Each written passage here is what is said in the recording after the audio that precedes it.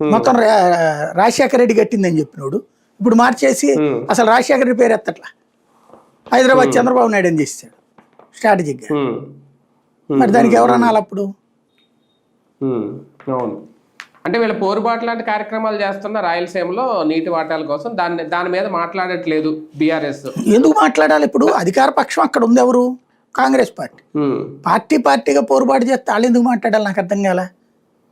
ఇప్పుడు తెలంగాణ ద్రోహి జగన్ అది కాదు, ఆ లెక్కనైతే అక్కడ ఉన్నటువంటి బీజేపీని లేకపోతే అక్కడ బీఆర్ఎస్ని ఇలా విమర్శిస్తున్నారా?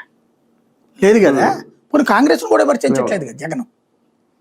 అట్లాంటప్పుడు ఎవడు ఏ రాష్ట్ర రాజకీయం ఆ రాష్ట్రం సహకారం అంటారు. ఎస్, కరెక్ట్గా మిత్రుడు శత్రువు అంతే. శత్రువు మిత్రుడు మనకి అంతే. అదే ఇక్కడ జరుగుతోంది.